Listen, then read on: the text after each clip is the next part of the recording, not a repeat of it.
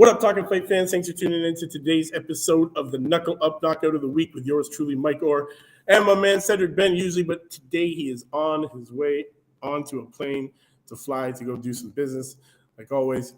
But we did come up with a wonderful two guys, knockouts that we just couldn't pick between because they were just so well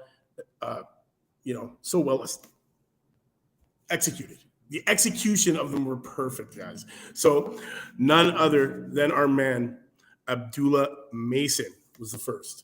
Guys, Robeisy Ramirez, Isaac Dogboe on the undercard. Abdullah Mason made the sacrifice of training and fighting through Ramadan to advance in his young career, and this 18-year-old Cleveland-bred southpaw made it count and made it brief with his fastest win to date in a one-punch stoppage of Guadalajara's Eric Garcia Bennett.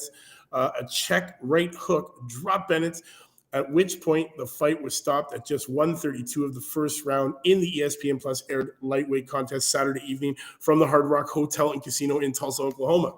Bennett, who was 4-4 with one KO going into this fight, opened the bout immediately, racing towards Mason. That turned out to be his first mistake. Mason remained cool, looked for the counter opportunities to make Bennett's pay. The moment came midway through the opening round. Bennett was wide and wild with a right hand that never fully launched. Mason stepped back and immediately responded with a right hook that floored Bennett.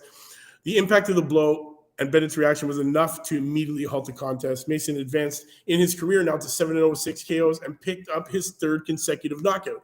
He now plans to resume his fasting period, which will extend beyond the holy season to make up for the time spent during training camp.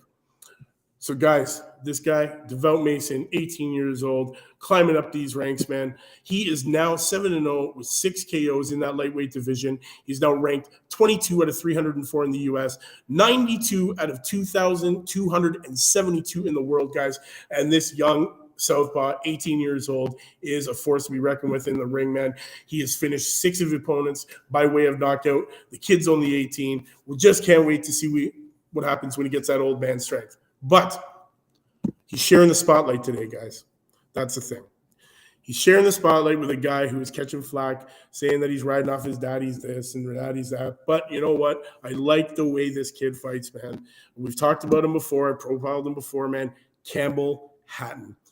He's 11-0 now with 4 KOs, guys. And he took on Luis Fielding at the O2 Arena. And this one was a KO in the first round with a nasty left to the body, guys, which seems to be becoming Campbell Hatton's signature way to finish these guys, man. To be honest, man, Campbell Hatton needed just one left hook to the body to abruptly end his fight on the Anthony Joshua Jermaine Franklin undercard Saturday night. Hatton's body blow sent Luis Fielding to one knee at 1:42 to go in the first round of their 8-round junior welter bout at the O2 Arena in London. Fielding eventually went to the seat of his trunks, but the temporary effect of that body shot prevented him from getting up in time to beat the count, guys. Referee Kieran McCann halted the action at 1:29 of the first round. The 22-year-old Hatton, son of British legend Ricky Hatton, improved to 11-0 and produced his 4th knockout. The 22-year-old has fought for the second time in 3 weeks. In his previous appearance, he beat Germany's Michael Gonix, who was 4-3-1 with 0 KOs by unanimous decision in the 6th round on March 11th at Echo Arena in Liverpool, England. Fielding, who was 10-8 with 1 KO, a journeyman from Tamworth, England, lost by knockout or technical knockout for the 5th time in 9 years as a pro. Guys, I could not pick one or the other. It had to be both for this week. This is why we have the double KO winner. First time ever that it's happened on Knuckle Up. We went and looked for all these knockouts. We found these 2 brilliant ones. So well executed, guys. I am going to put links to them in the comments so that you guys can go back, look, and see which one you guys like best. Let's see.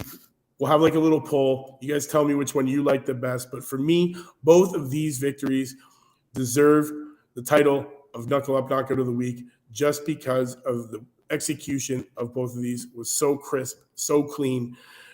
Very, very veteran-esque, we'll call it. But yes, guys, it's your man, Mike, saying happy Sunday, everybody. Happy knockouts. I will see you next week. Same time, same channel, new knockouts, man. And remember, fighting solves everything, guys. We'll see you then.